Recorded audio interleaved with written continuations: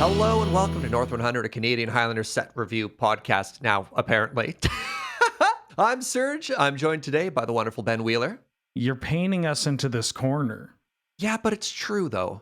Yeah, but we don't need to broadcast it, as that much at least. All right, well, stay tuned for maybe future stuff. We'll see. We need some plausible deniability. Yeah. A reminder that North 100 is brought to you by you with your support over at the Patreon over at patreon.com/loadingreadyrun. Welcome to our Kamigawa Neon Dynasty set review. This is part one of what's likely going to be 3 or 4 episodes because it turns out there are a lot of really cool cards that we really want to talk about. But a reminder for our set reviews that they are not exhaustive. We're not interested in talking about every single card because there's a lot of them. We're only going to talk about the cards that we have interesting, oftentimes positive things to talk about. If a card's bad, it just means it's not worth talking about. We're also going to be including exciting standout cards from the Commander Precon decks because they're sweet oftentimes. Today's focus is white and blue, and I think, without further ado, let's just jump right into it with Owl, the Dawn Sky. This is a 5-mana legendary dragon spirit, has flying and vigilance, and its body is a 5/4, and when it dies, choose one. You may look at the top 7 cards of your library, put any number of non-land permanent cards with total mana value 4 or less from amongst them onto the battlefield, and put the rest on the bottom of your library in a random order. Or you may put 2 +1/+1 counters on each permanent you control that's a creature or a vehicle. This card is very interesting to me. This card does a lot of very good and very powerful things. I just don't know if there's any deck that wants it. Is there some loop in like Sandra Bullock that I'm missing with Owl as a recovery piece? Nothing that is like deterministic or worth doing. I think that this is just the case of like big mythic dragon that has so many words on it that if you play it, you're likely going to win your match, assuming you get to untap with it. There's nothing that's bad about this. I just don't know many decks that want a 5-mana mythic dragon in white. Vigilance and flying is also just kind of a really gross combination. Oh, yeah. Like, I'll take this for a spin in like a big white deck, and that's not even a meme. Just the fact that if you play this on turn 3 and it's not checked, it will kill them dead. And if they get rid of it, then cool. I guess I'll grab a planeswalker. But you said you'd rather grab a planeswalker. I'd rather just cast a planeswalker. Right. So this is one of these cards that's absolutely going to kill me, and I'll probably never play. I think that this like serves a bit more utility than just playing another planeswalker, because like you play this in a density deck where you want to have enough mana acceleration so that you reliably get this out as quickly as possible, and that because you just need a density of these big idiot threats that are in the sky, ideally. Oh, big white. Okay. Mm-hmm. And then if it dies, or medium white, but and if it dies, then you get to rebuild. Or if you already have another board and they're just focusing on killing this, then you get to go wide. God, they never want to attack into this. They die on the crackback, right? Yeah. Like you happily block with this on a board stall. Yeah, that's the big thing that, like, again, this card has so many words on it, it might just be a bit oppressive if it hits the table and you get to untap with it. But you really want to talk impressive when it hits the table. Brilliant Restoration. It's a sorcery. It costs 3 white, 7 mana total, and you return all artifacts and enchantment cards from your graveyard to the battlefield. This isn't a replenish, and it's not an open the vaults, but it's also not a Wake the Past and a Triumphant Reckoning. And I just described 4 cards that are white sorceries that bring artifacts or enchantments, or sometimes both or one, back. And all of them have significant downsides to them, but this one is just it's all bread and butter. Yeah, the only downside is the cost. Yeah, that's pretty bad. But as we're seeing more, like the fact that Open the Vaults is symmetrical or Replenish is symmetrical. Wait, Replenish is symmetrical? Hold on. Well, now that you questioned it, I'm questioning it. No, replenish isn't symmetrical. Which Yeah, one am I replenish is thinking of? one-sided. I play replenish all the time, and I imagine I would have gotten got by an O-ring one of these days from that. Yeah, replenish is not symmetrical. It's all a blur. Yeah, no, it's fair. There's so many of them. I get that. Yeah. But it doesn't. It only returns enchantments, so you don't even get the good permanent type. Whoa, hold on, because this card is made for Enchantress. You just type your sanctum. Hold on, brain, help me. Sarah's Sanctum. Yeah, and there's all the white pips you'll ever need, and you just kind of just win on the spot. Like replenish, if you're playing it at Enchantress, you probably win when it resolves. And I feel like finally Enchantress has redundancy because a lot of those other cards you named never really quite made it, right? Yeah, I think the problem I have is that with Open the Vaults being like the closest analog, being 6 mana, returning artifacts and enchantments, but being symmetrical, you can run into situations where their enchantments that are getting returned muck your artifacts that are getting returned, or some combination of those two. Whereas this one is just it's all gas all the time. And it's 7's a lot, but I think the fact that you can play this with artifacts as well, or a combination of the two, like even this just getting back Urza's Saga, Yeah. it's kind of slick. Yeah, I mean, if this hits a top, if this hits a Mox, I mean, you're going to hit incidental hits on this. And you're going to feel really good. It's very big and it's very powerful. Yeah. The trick is getting to cast it. But if you can figure that out, you're probably sitting pretty. All right, next up, we have Cloudsteel Kieran. This is a 3-mana, 3/2 flying artifact creature equipment Kieran for 2 and a white. Wow, that was a mouthful. Equipped creature has flying, and you can't lose the game, and your opponents can't win the game with a reconfigure cost of 5. Now, this is our first reconfigure creature. Maybe let's take a step back and talk about the mechanic really quick. So reconfigure is a way that you have a creature that can turn into equipment and turn back. It seems very flexible, and I'm a huge fan of this mechanic. I'm going to play the heck out of most of these cards, and anytime I see that keyword, I'm actually pretty stoked. What are your thoughts on reconfigure, Wheeler? Well, not to date when we're recording this, but I won last night's Canadian Highlander event at Yellow Jacket Comics and Toys using a green-white little kid deck, where the fact that I could Stoneforge Mystic for a Lion Sash felt really good. Yeah, reconfigure's busted, all right? Yeah. And like, I'm sure, and it's not like Lion Sash is going to be the standout, I imagine, but yeah, just the fact that you can find it with so many different things and the like little niche scenarios for the ability too, like when it is an equipment, if they play a Wrath, you get to keep it, much like, Bestow. Yeah, this feels like better Bestow. Yeah, it's great. It feels great. So let's talk about Cloudsteel Kieran. So 3-mana, 3/2 with flying, especially because it's only 1 white pip, is fine. It's not inherently exciting, but it's not unplayable. But the line, you can't lose the game and your opponent can't win the game, I honestly find just kind of a snore text. There's not many effects that have this, but I typically approach a game of Canadian Highlander of I want to play cards, ignoring when I play Stacks or Prison, but I want to play cards that advance my board state and increase the percentage chance of me winning the game.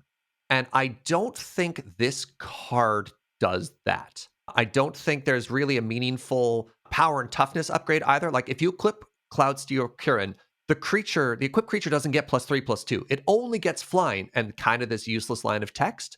So I don't see myself playing this card anytime soon because it doesn't do anything. Serge? Yeah. Are you familiar with Flicker Wisp? Yes. 1 white, 3 power flyer. You know what the scariest part of Flicker Wisp is? What's that? It's the 3 power and the flying. That kills people dead super quickly. And the fact that this just has that by itself off of Ancient Tomb mana, and that you can tutor for this if need be, that does a lot for me. And the reconfigure is expensive on this, but I think the you can't lose the game and your opponents can't win is deceptive. To me, I look at this card and I think that it just says, my creature gets flying so that I can push through the extra damage And then the second line of text in the right matchup means that I will get the extra turns to do that damage. Okay, so you don't die to combo or whatever? Yeah, it's just like, here's another thing you have to worry about. By the way, I have a Mother of Runes, a Giver of Runes. Like, I have all these different cards. It's very interesting to me that you're high on this card. I just don't see where a 3-mana threat comes in, but I guess the flexibility of being able to Stoneforge for it if you need to, I might be undervaluing that slightly. Yeah, there are just some decks that can't beat this. Like, that can't beat a configuration of cards that a deck playing this card will have. But if they kill your creature, like, that falls off. Keep in mind, the Kieran doesn't prevent you from losing the game by itself. It has to be equipped. But they have to kill my creature. All right. And if I'm a deck based entirely around playing these annoying creatures and ways to keep them in play, like every Thalia is going to limit what they do, every Archon of Emeria, that kind of thing. So I think this card is likely going to show up and at least produce some results. And at the end of the day, even if it's just a 3-power flyer you play on 2, that's fine. That's okay. On the other hand, this is a flyer that's a little more utility based, let's put it that way. Drum Bellower. It's 2 and a white for a 2/1 spirit with flying, and it says untap all creatures you control during each other player's untap step. This is a commander card, right? This is from the commander set. Yeah. But whether or not this is a commander card might be a little up to debate. I'm not immensely high on it, I will say that, but this is absolutely the kind of card that when you undervalue it, you're just going to kind of lose to it. Maybe it's the fact that I still have the Temple Garden coursing through my veins after last night's victory, but just thinking about playing this card in like a green-white deck with access to, Mana Dorks, Mother of Ruins kind of effects, even stuff like Stoneforge, just being able to push for extra damage and then threatening to pop out at an equipment and maybe a reconfigure a creature, who knows? Sorry, holy crap. You just made me realize Stoneforge doesn't just find reconfigure creatures. It flashes in blockers? Oh my god! Yeah, that's another big thing with the cure. Oh my god! Yeah. Sorry, that just clicked in my brain. I cut you off, but oh my god! Yeah. Reconfigure is nuts! Yeah, wait until you get to tap your Stoneforge to flash out a Lion Sash to then eat something that they're trying to... On their combo turn. Jesus, Wheeler. Not saying I did exactly that last night, but I did exactly that last night, and it felt great. Wow. Any final thoughts on Drum Bellower? I just think that this is the kind of card, like, this is a very powerful ability at a low mana cost, and it's at least evasive. So I could see, I will give it a shot. I will say that. I'll give it a shot. Next up, we have Hot Shot Mechanic. This is a 1-mana 2/1 artifact fox pilot for a single white pip, and it may crew vehicles as though its power were 2 or greater. This card is very interesting to me, and for a while, vehicles have always been powerful, but I don't know if they've made a huge splash in Highlander.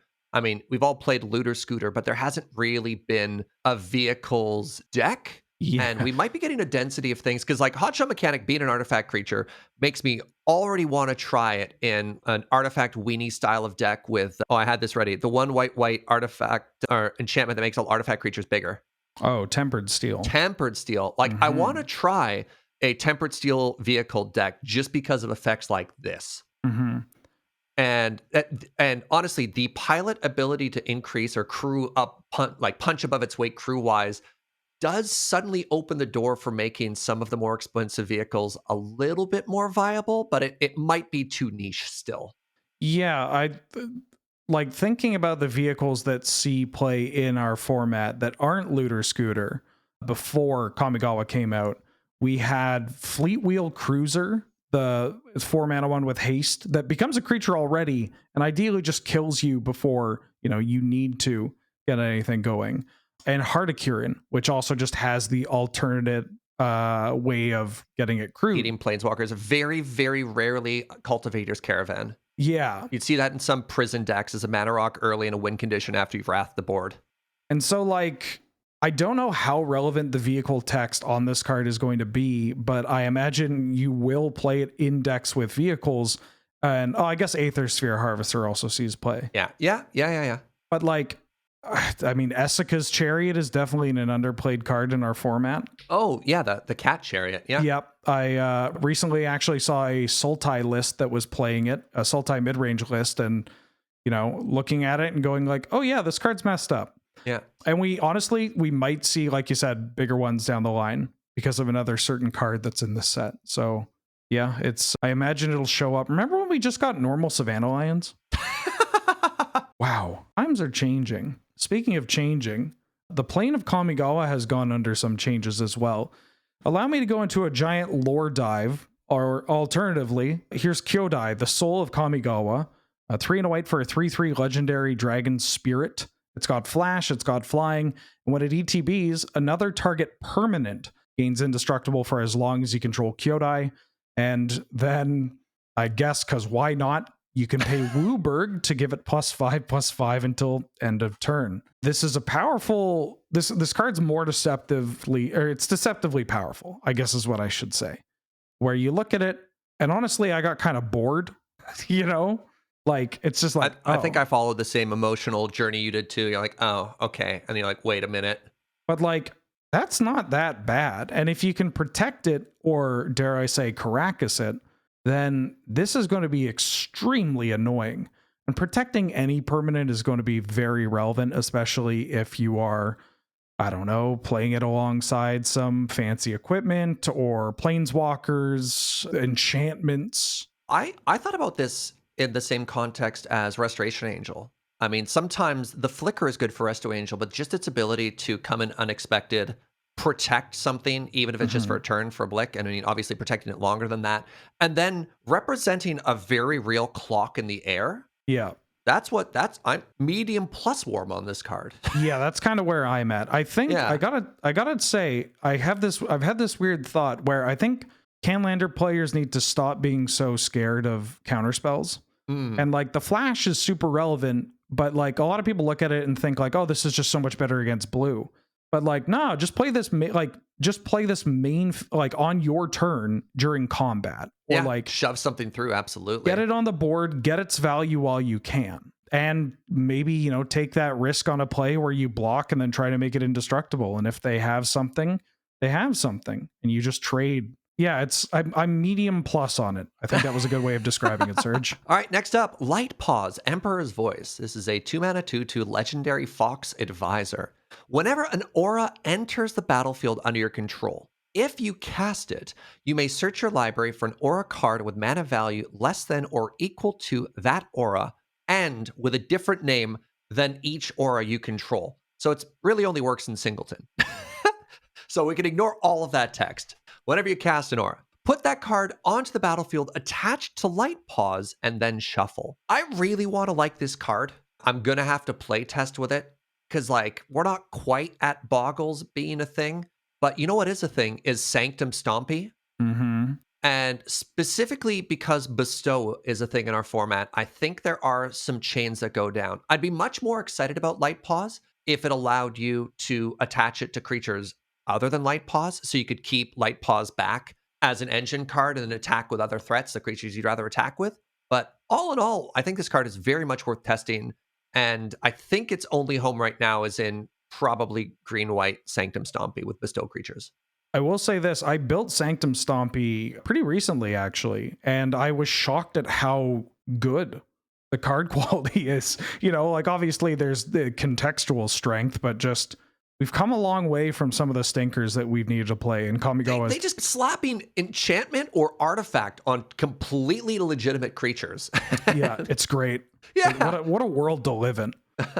Speaking of world to live in, where they're just slapping artifact and equipment on creatures. Lion Sash. Sorry, was that an angel? Yeah, Fighter of the Scavenging Ooze. It's 1 and a white for a 1/1 artifact creature. It's an equipment. Importantly, it's a cat. And it has pay 1 white, exile target card from a graveyard. If it was a permanent, put a 1/1 counter on it.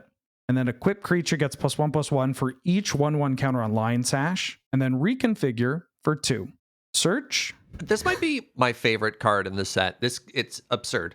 I think it might end up just being the best card in the set. Is it? I was going to say this might be the most powerful card in the set. Like, it's there's an awkward power discussion when it comes to, you know, the strength of these lands that we'll eventually get to. Yeah. But this, like, I got it, and again, it's small sample size, but went into playing this card being like, oh, this is really good, and then just it showed up so much. Like, the fact that just hitting lands makes it bigger. Yeah. The fact that, oh my God. like, being able to tutor for this in multiple ways, being able to protect it from removal if I really need to, or this is, and just like, it's so weird to even say this as like a strength, because it feels like a, oh, well, no, duh kind of moment until you actually just do it.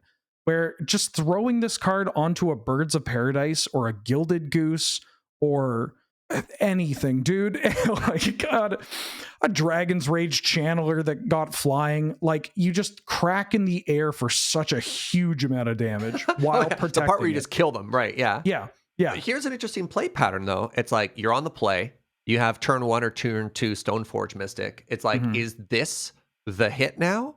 Or is it still like an early GT? I guess you do want some clock and have the graveyard filled, but like, this is a very, very powerful card. Again, not to come way too prepared, I had this scenario yesterday. I could choose between Sash or GT, and I was against medium red. I went for the Sash. Wow, really? Wow. And it felt good. It felt really good. I mean, I had other cards that could tango, but I was like, you know what? If I get GT and I just like can't stick it onto something against a red deck, which will happen, I'm going to feel pretty bad. But if I get this out of range like fairly quickly, and then just toss it onto like a first striker or something with lifelink, like, holy smokes. Yeah, busted. All right, another candidate for probably one of the sleeper best cards in the set might be this one, March of Otherworldly Light. X and a white pip for an instant. As an additional cost to cast the spell, you may exile any number of white cards from your hand. This spell costs 2 generic less to cast for each card exiled this way. And it says, exile target artifact, creature, or enchantment with mana value X or less. We have, I think, one other premium removal spell in the format right now that's similar to this. I think it's a sorcery, though, right? Yeah, Prismatic Ending, I imagine, is the one. Very good. And I think this is just better in almost every measurable way. And I think the reason, if you're sleeping on this card, is you don't realize the significance of being able to hit 0, to hit tokens and Moxen for 1 mana now. This is very, very, very, very strong. I will give the nod to Prismatic Ending just like a bit, just because of the like what it lines up with very well, where if you're exiling a 1-drop, Prismatic Ending only costs 1. So that means, the portable holes, Deathrite Shamans, and then also just hitting Planeswalkers is a huge part of Prismatic Ending. But I'm with you on like how much of a tempo swing this card can be early on, hitting the one, like the 0s or the 1-drops for super cheap, or just like using it as like a force of will. Yeah. Right. Yeah. That's the instant. The amount of just like counterplay this opens up now as an instant is wild. Mm-hmm. I've got something wild for you. Go on. It's Michiko's Reign of Truth. You ready for some truth and justice, my dude? Hit me. This is a saga, costs 1 and a white. The first 2 chapters read target creature get +1/+1 until end of turn for each artifact or enchantment or enchantment you control. So it's like a temporary all that glitters. And then chapter 3, you exile the saga and return to the battlefield transformed under your control. And the flip side is Portrait of Michiko, which is an enchantment creature, a human noble, that has power and toughness equal to the artifact and enchantment count. We talked about Sanctum Stompy, and I think that's where this card is at. You know, that's the home for this card. Have you thought about playing this kind of card I mean, you don't really need it, I guess, with Cranial Plating and Nettle Cysts. Yeah, but I look at this card specifically in the context of an artifact-heavy, aggressive deck.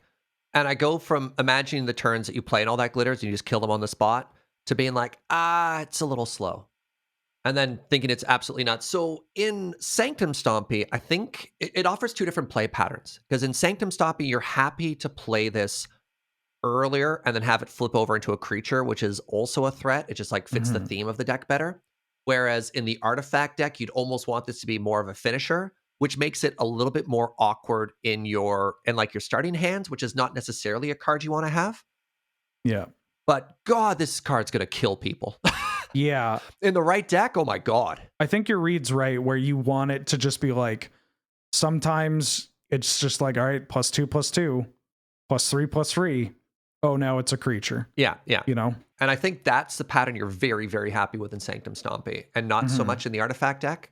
Yeah. You'll kill him when you want to kill him. Oh, But with this, you don't need to necessarily play it as though this is your, your final blast off or whatever. Well, speaking of Sanctum Stompy, we've got a great role player in the Sky Blessed Samurai. This is a 7-mana 4/4 enchantment creature human samurai. But wait, you like Affinity, right, Wheeler?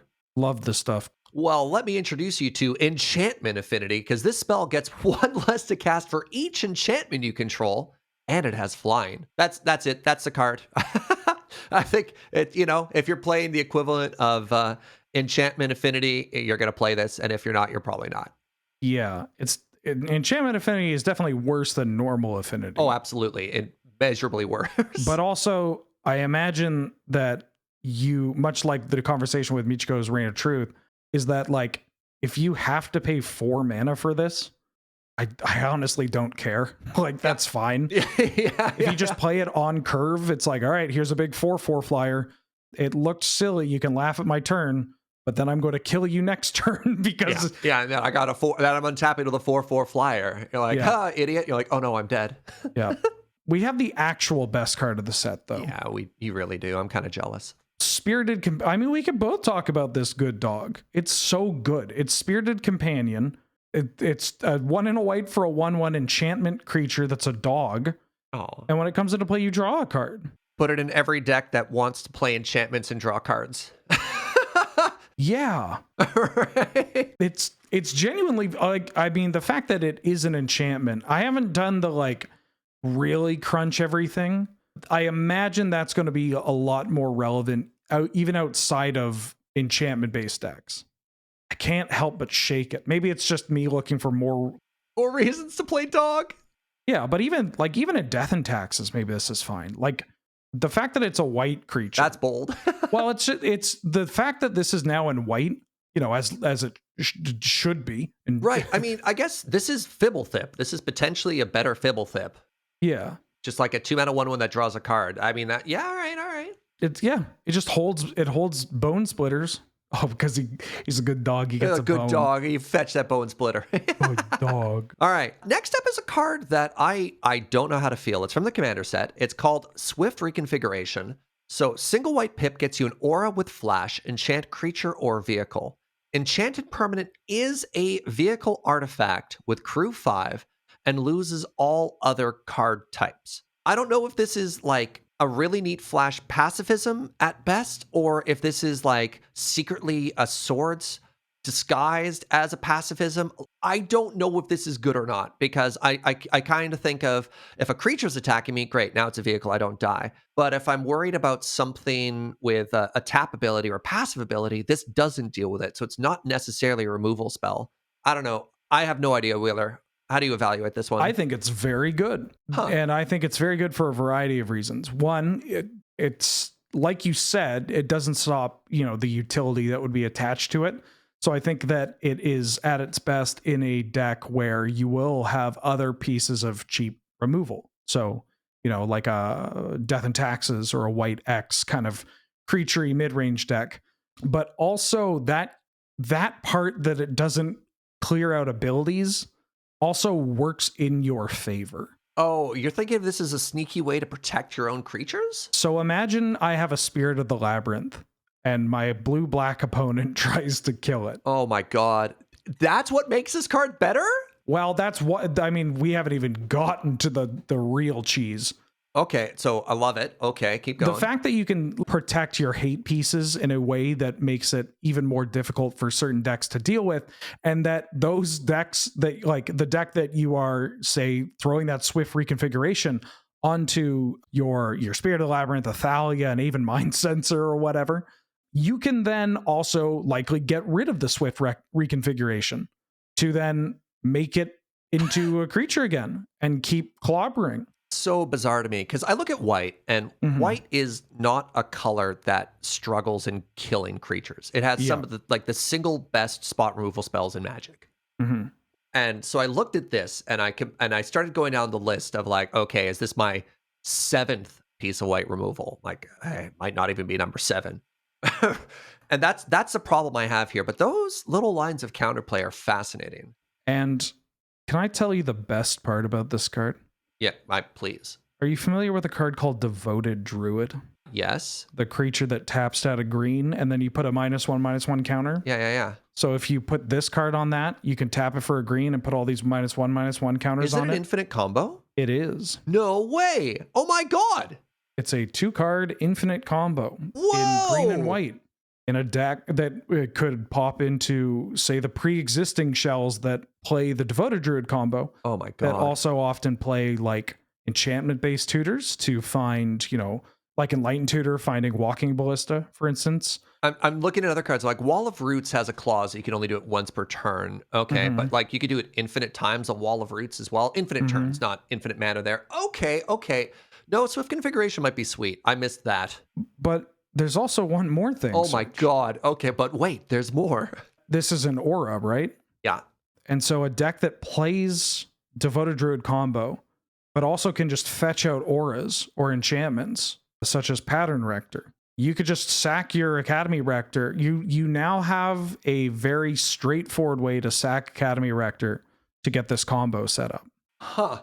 which is kind of spicy. Or you could also use this on your Academy Rector that's about to get Swords to Plowshares. Yeah, protect it and then have it die later. Okay.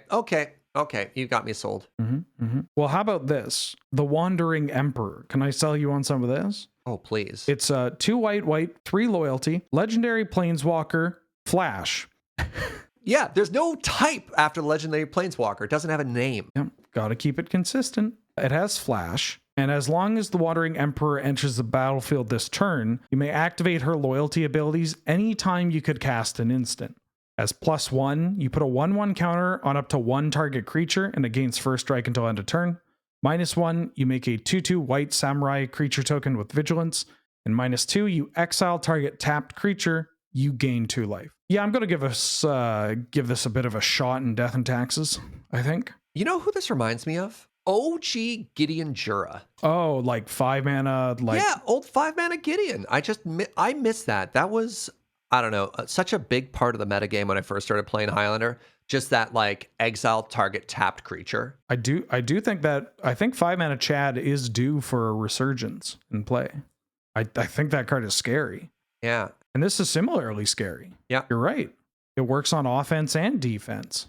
It slices, it dices, it makes combat so awkward. And like that example I gave with Kyodai where I'm like, you just attack and it doesn't matter if it has flash, you just play it. And then, because they make a block, you play it and pump your thing. Yeah.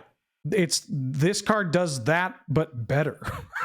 I do worry a lot of people will think that the only play pattern is to cast it for 4 and -2.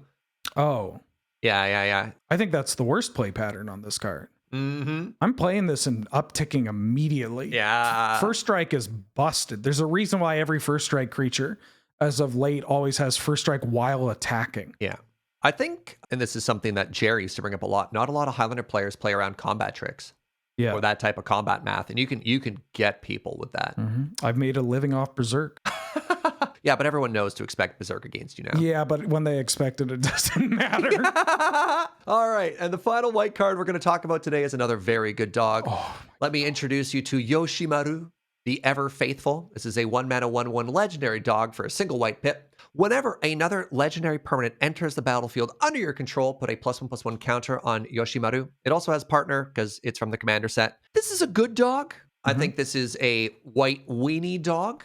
I Mm-hmm. don't know quite if we have the density to make this as scary as, oh, what's the grow human? Champion of the parish? Champion of the parish, or the zombie equivalent or something like that. But if you went turn 1 Yoshimaru into turn 2 Isamaru, if you just played the brother good dogs, Yeah. there's a chance this is very reliably going to be a 1 mana 2/2 or 3/3, maybe even a 4/4. Yeah, why not? Why not live the dream, dude? Play this into Mox Amber, put a token on it, then play Isamaru on the same turn. Oh my god, it's not even a creature. Is there? Actually, it makes sense because it's a bold strategy. But is there a certain land that you like that combos with this? As soon as I reread the word permanent over creature, my valuation of Yoshimaru went up like 3 points. So Yeah, you got some Aboro shenanigans going on. it has an infinite combo with Oboro. Yeah. Wait, yeah.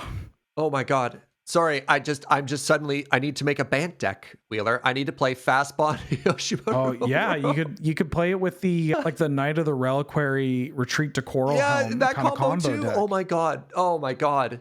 Yeah. I mean, look, spoiler for people who haven't seen the schedule yet, but there might be some cheeky little Highlander streams coming up soon. And Uh-oh. You could also do this with Safi Eric's daughter and Renegade Rallier. Like you sacrifice Safi to bring back Renegade Rallier, who then brings back Safi. oh yeah, no, I'm with you. Like, let's sit down, let's brainstorm this deck, Yeah. and I think I own most of the pieces for it. I need to buy so many Kamigawa cards, Wheeler. Yeah, this set is phenomenal. It's so good. It's so but not good. even like a. Oh man, we need to do. Maybe we'll record a 4th episode where we just gush about the set, but like not even in a it's broken and unfun sort of way. This set is just good and cool. It's a set where you're not upset by having to put Lion Sash in all your decks, or you're not upset by having to brew with Yoshimaru and whatnot, Yeah. or with the first blue card that we have on our list. What a segue. Anchor to Reality. I mean, you will brew with this. It's 2 and 2 blue. It's a sorcery. As an additional cost to cast a spell, you sacrifice an artifact or creature, and you search your library for an equipment or vehicle and put that into play and then shuffle. And for some reason, if it has mana value less than the I don't know why this is here, but if it does have mana value less than the sack permanent's mana value, you scry 2. But basically what this says is 4 mana, sack an artifact or a creature, find Cauldron Complete or find Parhelion 2. And I never thought I would say that with some amount of sincerity. Or find Batterskull, or you know what? Honestly, just find your Jite and kill your opponent. Yeah. Find a Nettle Cyst.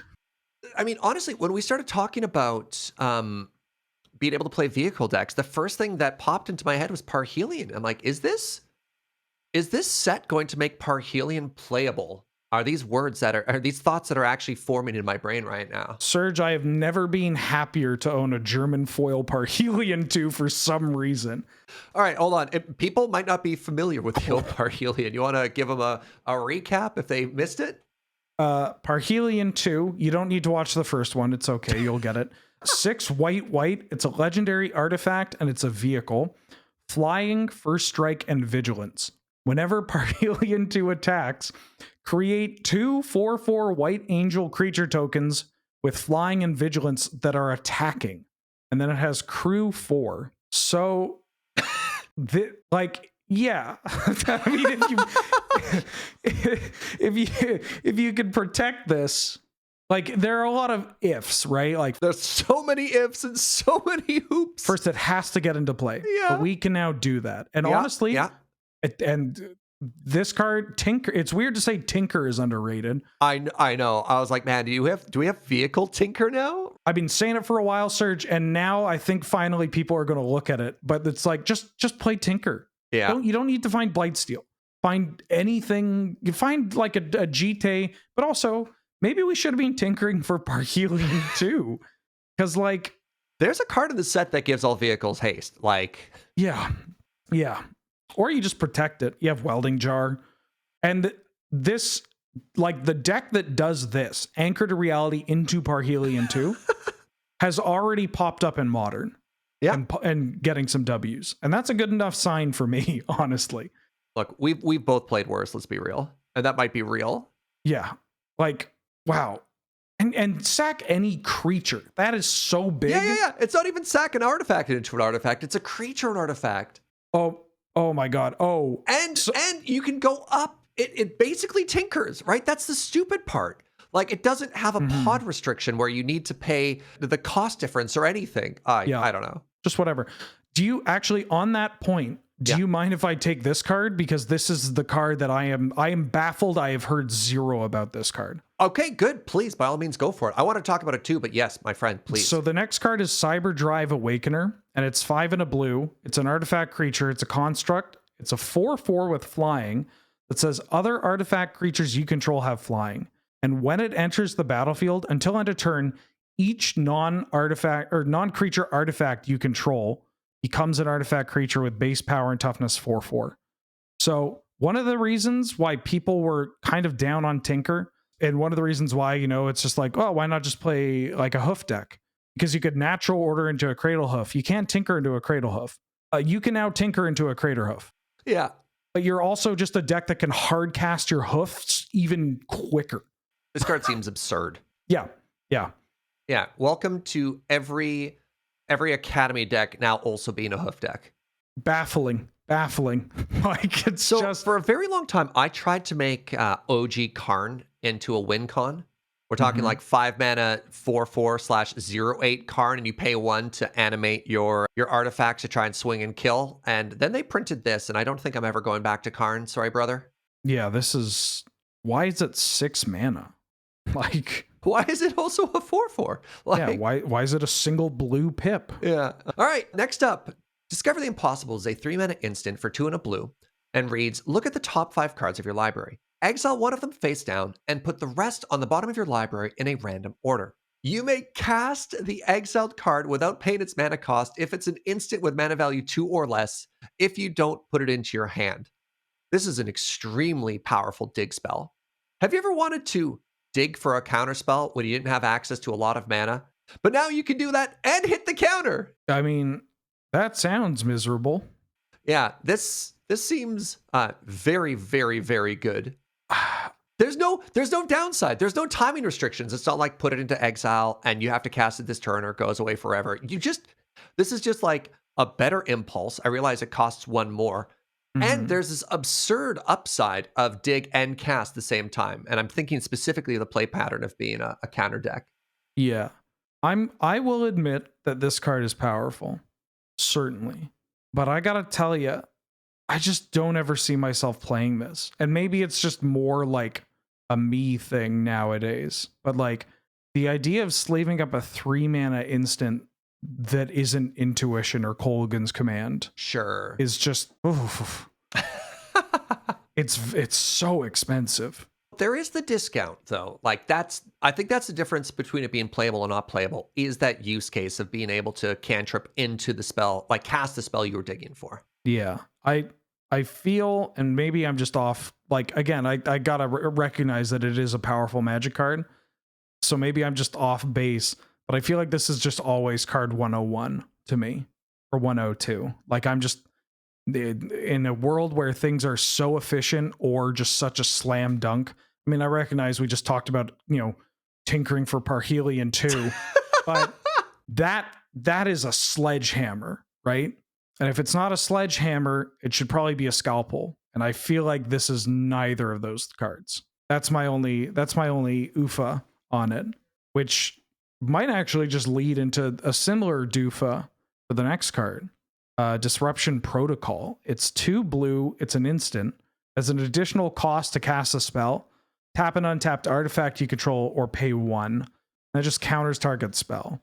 Like, this is a card that a lot of people were coming up to me confidently being like, so this is good, right? I'm on team 101 for this one too. Yeah, I feel like that's the case. Like, even if I'm playing like a very traditional, like blue-black or Sultai, I mean, it could honestly, the color combination could be whatever nowadays, but I think back to like the old blue-black, like Academy decks that just kind of look to play, a Tezzeret or a Planeswalker on turn 2 or turn 3.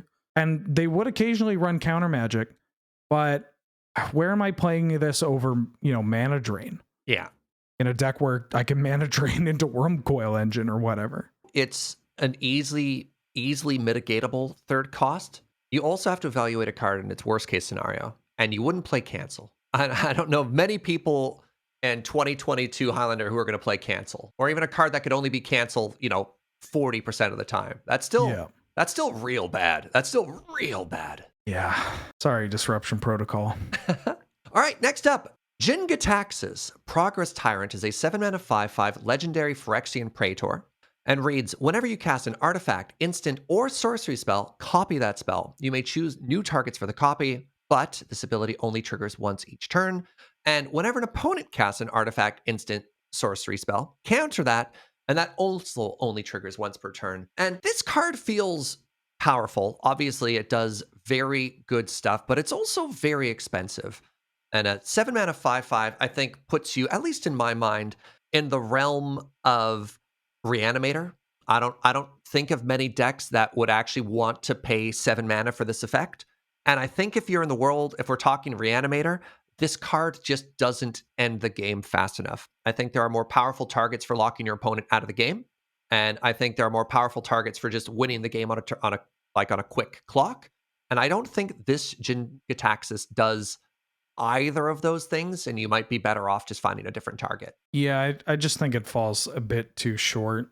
It's just like, sure is powerful, but also there are already threats that you can reanimate that do similar things that also just kill your opponent quicker, you know? And like 5 is a lot, but not when you expend all these resources into getting it back. And also, we play Caracas. Yeah, I was going to say, then your opponent just Caracas it, right? Yeah, they Caracas it, or like Brutal Cathar just exiles it. Yeah. Like they play a Planeswalker. There's just not enough things that are brick walled by this card. But if it had something like Ward 3, now maybe that's a different story. Go on. Much like Kyrie, the Swirling Sky, or blue for a 6/6 legendary creature that's a dragon spirit, has flying, and get ready for it, Ward 3. I'm shocked. And when Kyrie dies, you choose 1. Return any number of target non-land permanents with total mana value 6 or less to their owner's hands, or mill 6 cards and then return up to 2 instants and or sorcery cards from your graveyard to your hand. You feel the same way as me. Feels the same as Ow to me. It's like every word on this card is powerful, but yeah, the thing about this one is that I feel like I can break it though. Are you going to try and loop and just return things infinitely? Yeah, I'm going to try to tin fins with this card. And that's, okay. It did seem closer than Ow did for being a combo piece. Yeah, it's a little tricky, but not impossible to set up. And I say tricky if I'm looking to like immediately kill them and then loop with, the loop. The ideal loop would be a reanimation spell. I'm looking for one that, won't kill me. Like I can't pay 6 life every single time. Yeah, you can't reanimate. So it would need to be like a Goryo's Vengeance, or you have to get tricky with a Shallow Grave, and then looping it with there's a couple of different spells you can use: Culling the Weak, Sacrifice, and Burnt Offering, that all effectively have an additional cost. You sack a creature, and then you add mana equal to either its converted mana cost, or in the case of Culling the Weak, just 4 black mana, which is going to be enough. The timing has to be a little specific though, because those are all as an additional cost. And so the idea is basically you sack Kyrie, add a bunch of mana, and then you have this triggered ability to return some instants. And ideally one of those instants is going to be another reanimation spell. Yeah. And then that gets back. And then you could even have, if you're living the dream and you have both, great, congratulations. But it also could let you find a tutor to then find the other piece. Sure, right. Like sort of a Sandy B line, right? Like you have your initial sack and it builds up and it's not actually the loop yet, right? And then like, honestly, the coolest part is that you can also return, like your tutors can be the tutors that Reanimator point spreads usually go to. So like this includes Vampiric Tutor, Mystical Tutor, or Imperial Seal, because it doesn't matter if they go to the top of the deck, we're going to mill them. Yeah, you're going to mill it and get it back, right? Yeah. And so I think there's a world where that is just another package that you can add to Tin Fins and gives you another infinite. Well, looping it also puts your entire graveyard into your bin, which is also powerful for a lot of other combo decks, Living right? the dream. Yeah. Living the dream with Yeah. that. Neat. Okay. All right. So it's boring as a fair card, but it's potentially a busted combo card. Well, yeah. It Yeah. tries its best to do a Gristlebrand impression. Let's put it that way. All right, next up we have the Kappa Cannoneers, a 6-mana 4/4 artifact creature turtle warrior. Is a 4-word sentence I never knew I needed in my life, but I'm here for it. It has improvise, which means your artifacts can help cast a spell. Each artifact you tap after you've basically you tap an artifact to reduce the cost by 1. It has ward 4, and whenever an artifact enters the battlefield under your control, put a 1/1 counter on Kappa, and it can't be blocked this turn. So it's not affinity. So it's not one of those super cheap early threats. And my one worry, if you're trying to be a very aggressive, like cheap artifact deck, is taking a turn off to get this into play. It's closer to Convoke if you're trying to think of it as an aggressive deck of like the turn you set up versus get into there. But a 4/4 that protects itself, that can come out early. Like I think realistically, you could get this down on turn 3.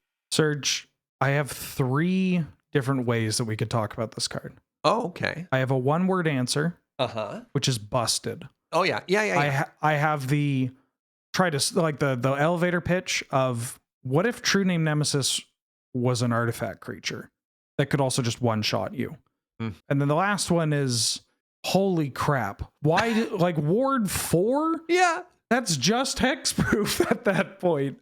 And like maybe I shouldn't be complaining. I'm probably the one with all these artifacts, but like wow, does this kill people? Yeah. Oh yeah. The clock this thing represents is absurd. It is. There are some more hurdles to get it in though, right? Like it's not going to come down as free as improvise cards. Not improvise, I'm sorry, as affinity cards. And I think that's very important to note that there's a difference there, right? For sure.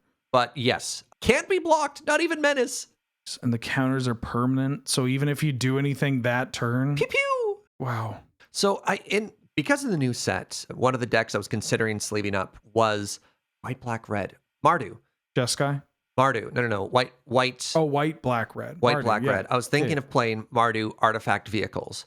But Kappa Cannoneer and Cyberdrive Awakener and Anchor to Reality are really, really making some compelling arguments to get blue back in. I mean, blue's been traditionally like the artifact color of choice, but I don't know, man. It's tough. It's, I come across this issue myself in building artifact decks nowadays. And like, it's 2020. I got bad news for you, Wheeler. We have 21 artifact lands. Like we have the mana for artifact decks is so good without having to make too many sacrifices to card quality. Just go 4 colors. Is that the thought now? I think so. I think it just doesn't matter. Like between the Moxin and stuff. Do whatever you want. Yeah, colors are a joke. It's all yeah. Here's a card that might sound like a joke, but I've got plans. It's March of Swirling Mist. It's X and a blue. It's an instant. And as an additional cost to cast a spell, you can exile any number of blue cards from your hand. And it costs 2 less to cast for each card exiled this way. And you, up to X target creatures, phase out. And I'm obsessed with Phyrexian Dreadnought in Canadian Highlander right now. You know Dreadnought? Oh, I know Dreadnought. Our favorite 1-mana 12/12. Yeah. Dreadnought, because there was a deck in Legacy and Vintage that popped up where you play Phyrexian Dreadnought and you play Uro, it played Uro, where you play Stifles and you also play Dress Down, the card from Modern Horizons 2 that it's a cantripping enchantment that you sack end a turn, but it says creatures lose all abilities. And basically, it's like a Stifle Knot kind of deck, except you also get to play Uro to work with your Stifles. And I think that that's a thing that's pretty good in Canlander, and is certainly a lot better than people give credit for. Not just because of, Uro and all these cards being fine and can kill people dead, but also just Urza Saga finds your Dreadnought. Stifles are actually just at an all-time high in the format, being able to muck Thassa's Oracle combo decks and all that. And phasing actually works well with Dreadnought too. So you could play your Phyrexian Dreadnought and then trigger on the stack. You couldn't phase out your own Dreadnought. And then when the trigger goes to resolve, you're like, "What dreadnought?" And the game's like, "Okay, I guess you got me." Yeah, where'd it go? And then Stifle Knot in 2022, really, Wheeler? yeah, it's a weird. I mean, Man, what a year, huh? yeah, yeah. All right, all right. So ignoring Stifle Knot, what are the other use cases for this? Is this good to tack through for the damage to protect your own cards? Is it worth it outside of that niche? Oh, I'll play it in Flying Men. You better believe it. I'll play it in Flying Men. That first G tape rock, whatever, take over the game. Yeah, maybe even blue green like Sorensen. Honestly, like phasing can be brutal. Like if you time the card properly and it's flexible when you use it to help save yourself or push through more damage. You know, this could be a card that saves you a whole bunch of life and then also just reduces your opponent's life total. So I don't think it's not going to win too many awards, but I look forward to using this card to kill my opponent or to having to explain what phasing is again. All right, next up we have Mirror Shell Crab. This is a 7 mana 5/7 artifact crab for 5 blue. It has Ward 3. And the interesting part of this card for the counter crab here is a channel ability. So for 2 and a blue, you may discard the crab. If you do, counter target spell or ability unless its controller pays 3. And the really significant part of this card, the only reason we're talking about a 7 mana 5/3 here, is the fact that channel is an activated ability. It's not a spell, which means in a battle of control decks, you now have an uncounterable counterspell. Their only counterplay is, as Wheeler said, stifle. And that makes it interesting. And I think if you want to play this card, you really need to ask yourself how often you want to have a 3 mana counterspell to fight other counterspells, because otherwise you probably have cheaper options. And I think the one scenario is like maybe Reanimator. That's it. Oh, actually, hilariously, yeah, you could early counter with this and bring back the crab. Yeah. That'd be a pretty sad reanimation target, but it is a big dumb idiot, so that's fair. Mm-hmm. And it's countering a spell or ability. And so honestly, just like sometimes your opponent's like, oh, I'll just keep Scoos up. Like, you're like, not today. You're like, haha, no, I have the crab. Okay, honestly, like, counter their 1 green mana Scoos activation to bring back your Grizzlebrand is a powerful Magic story, and I need somebody to make that happen. Oh, you'll love to see it. All right, Wheeler, I have set you up for 2 back-to-back absolute Wheeler slam dunks, so here's the alley-oop. Take it down. All right, one of them is a nut, but it's not the nut. And what I mean by that is that it's Mnemonic Sphere. 1 in a blue. It's an artifact that has pay 1 in a blue, sack it, draw 2 cards, and then it has channel for a single blue. You discard it and draw a card. I think this card is a bit too expensive. The one spot I don't mind it is that it has some advantages because it's just buckle up, kids. It's a strictly better Courier's capsule. You heard it here, folk, with that Wheeler hot take.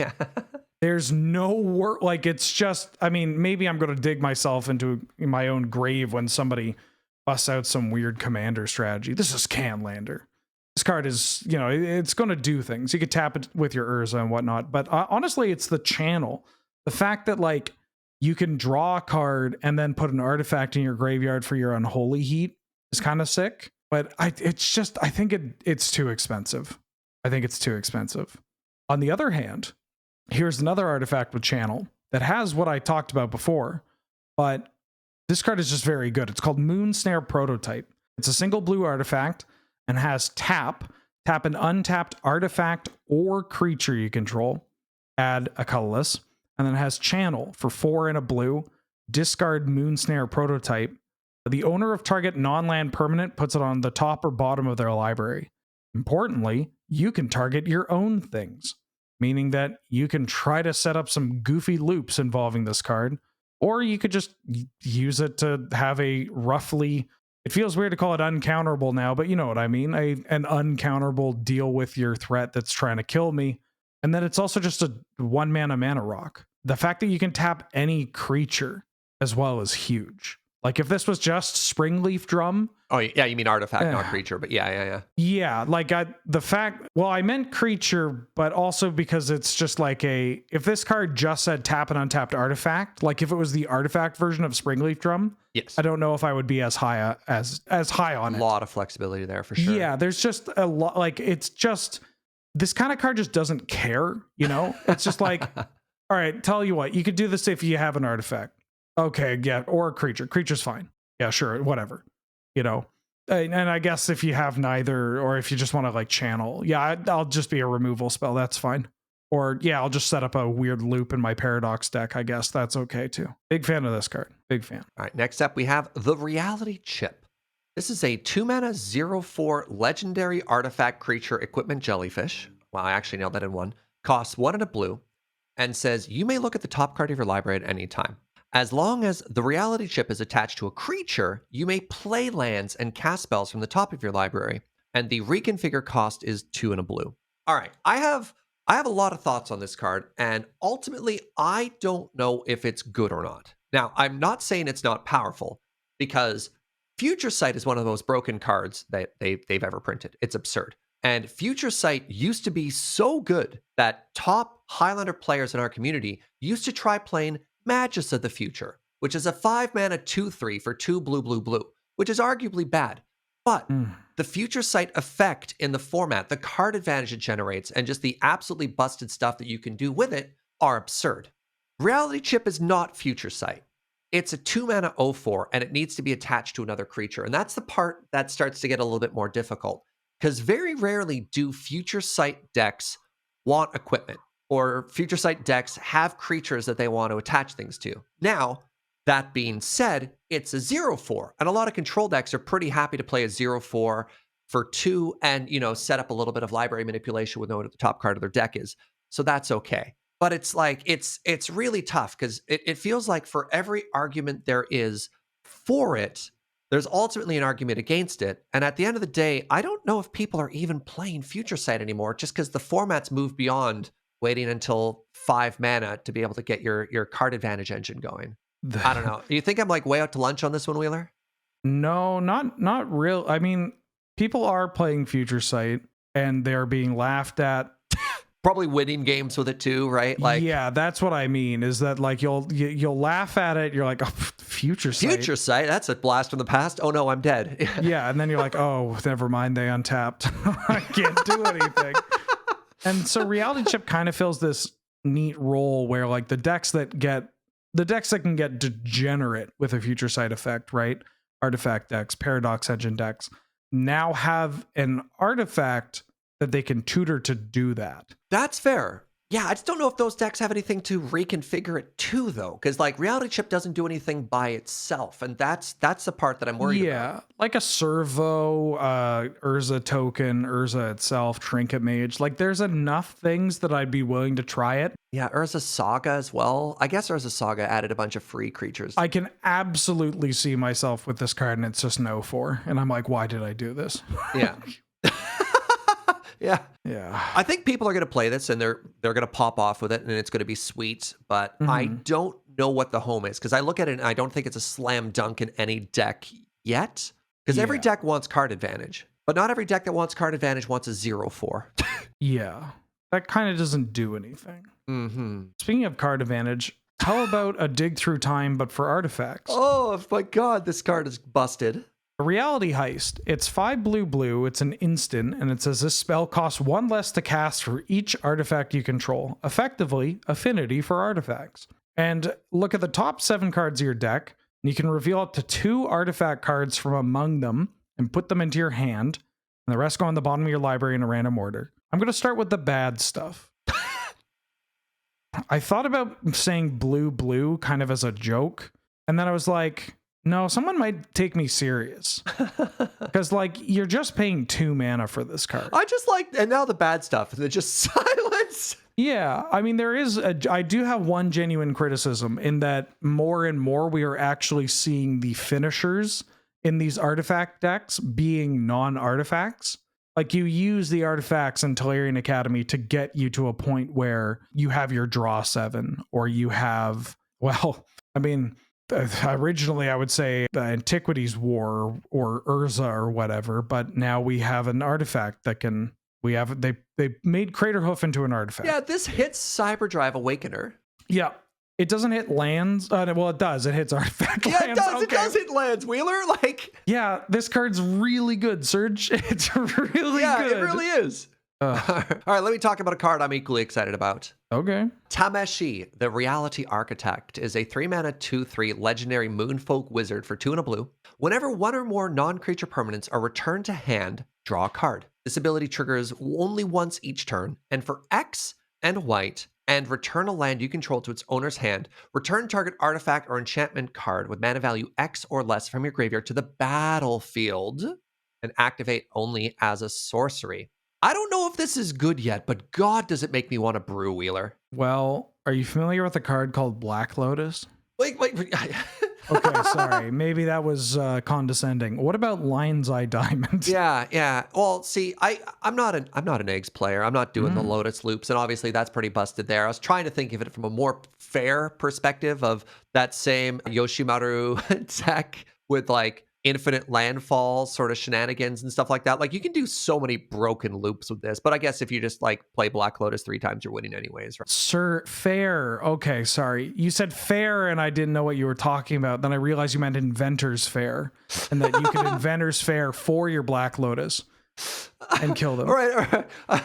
Yeah, I mean, the way we met was me saying I brought a casual deck that was 4 of Strip Mine, 4 of Crucible, 4 of Hedron Crab. So maybe my perspective of Magic is a little skewed sometimes. And I'm fairly certain 4 Soul Ring, right? Yeah, 4 Lightning Bolts. So I was just Jesus. like, Yeah. That's how Wheeler and I met like a million years ago, BT dubs. Very good story. Okay, so obviously, Tameshi is broken in ways that I hadn't really thought about. And I haven't thought of all the loops yet. We've spitballed like 4, and each one is more hilariously more degenerate than the previous one. For what it's worth, I think this is more of a fast bond card than a Lotus card. That's where my thought was too, but thank you for reinforcing that. I like hybridizing the two, actually. There are so many cards, like Tireless Tracker and Tireless Provisioner both make artifacts on landfall, which is kind of good. Like, I genuinely think that there's like a cross between those two strategies that isn't just some like Wheeler, working in the lab late one night. What was that weird green-black card we talked about in the previous set review? Old Rutstein. Oh, yeah, right? Like I mean, this adds white to that deck, but there's very much a tokens matter, specifically food, treasure, clue, like token generation deck right now that seems pretty absurd around, cards like Fastbond and recurring artifact tokens over and over. You throw a Nettle Cyst into that and just hit him for a bajillion. Yeah, and it's kind of nice that even though Tameshi has the once per turn clause, is that even if you are looping, you can likely get around that by resetting your Tameshi with a Caracas. Sorry. Yeah, you're right. Yeah. I mean, this goes back in that deck we were talking about earlier, too, with Knight of the Reliquary and stuff, too, right? Knight of the Reliquary, Oboro, Fastbond, Yoshimaru. Oh, God. Caracas loves this card. Okay. All right. Yeah. I mean, I was already very high on this card. And again, it makes me want to brew, so. You could also play it Enchantress with Words of Wind. I know. That was the fair one I was thinking about, was just Enchantress. Wait. That's your fair? I mean, look, Enchantress is bad, right? Like, it's not winning any tournaments anytime soon. So anything that you can do to make it more powerful, I'm going to call fair magic, because the deck isn't oppressive. You can be bad and up to no good. I mean... You can be bad and have bad intentions? Okay, I got you. I think so. I mean, I'm not saying... I mean, you and I are probably experts in that field of like... Check it out. It's a goofy deck. Anyways, Tabernacle Trigger. Here's a card that is not as goofy, but also good. This card's just really good. The more I've looked at it, Interesting. Yeah, all right. Read it and let's talk. Tezzeret, Betrayer of Flesh. 2 blue for 4 loyalty. It's a Tezzeret. It has the first activated ability of an artifact you activate each turn costs 2 less to activate. I want to note right off the bat, that includes mana abilities. Yeah.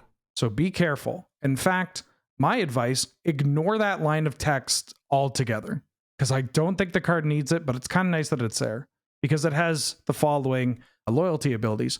+1, draw 2 cards. And then discard 2 cards unless you discard an artifact card. It's like a thirst for knowledge kind of card. Okay. -2, target artifact becomes an artifact creature.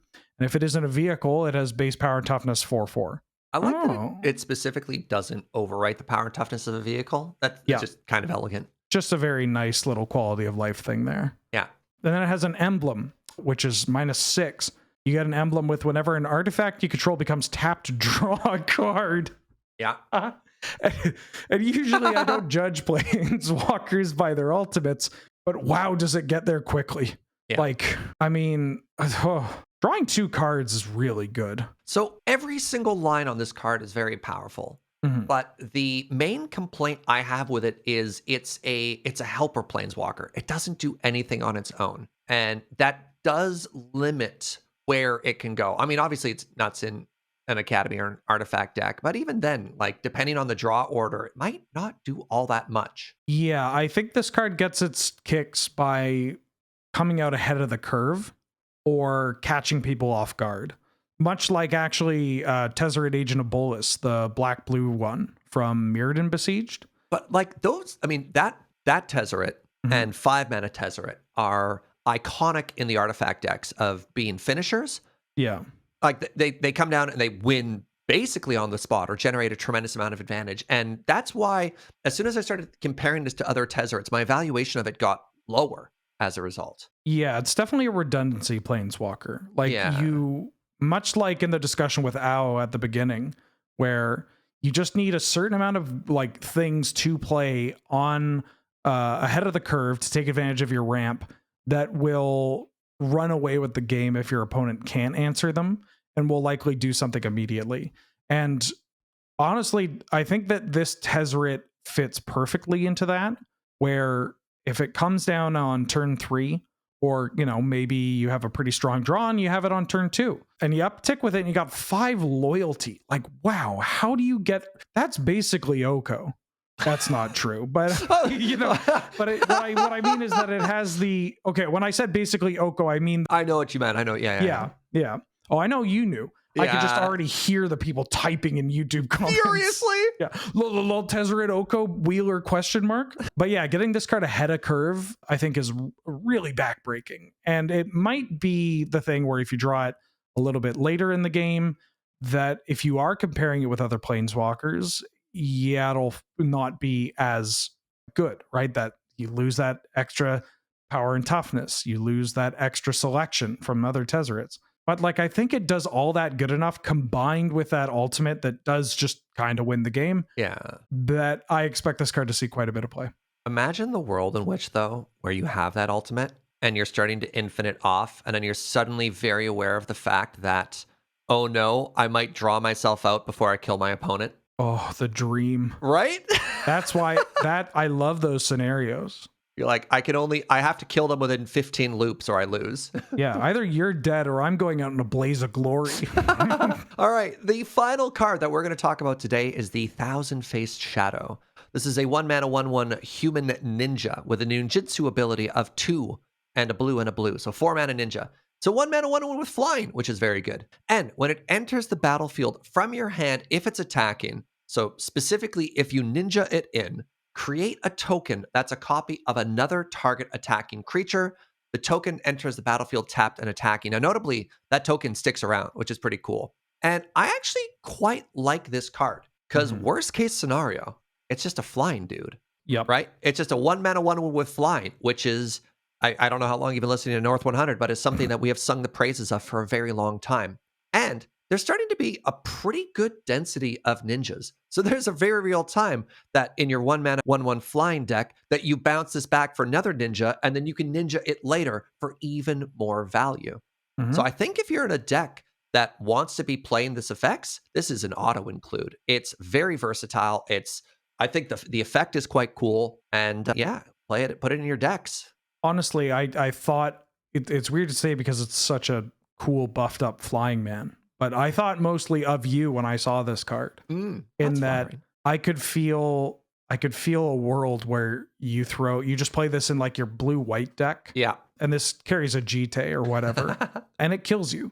Yeah. Or you just crunch in and then all of a sudden, wait a minute, why are there 2 Mirren Crusaders in play now? Or where did this extra kitchen finks come from? Or, this a Silverblade Paladin, extra even mind sensor to make it even more disgusting. Yeah, it's really good. And I think it'll likely be the most difficult. I don't want to say deceptive, but like I want to extend to people to not just think of this as a flying man, Yeah. I think you're happy to play this on turn 1 or turn 17, and every turn in between is going to be very difficult. Yeah, sometimes you play a Goblin Bushwhacker unkicked. Sometimes you just need a threat. And this is much better than just a 1/1. Yeah. All right, friends. Well, that is going to do it for our set review today. As always, if there's any cards that you think we missed, we'd love it if you put them down in the comments below. We go through them all. We review. Sometimes we ignore you. Sometimes we're like, oh no, we made a big miss, and we address it in the next episode. But we really appreciate your feedback. Reminder that this podcast is brought to you by you with your support over at the Patreon, patreon.com/loadingreadyrun. I've been Serge, joined by the wonderful Wheeler, and we will see you next time. Bye-bye.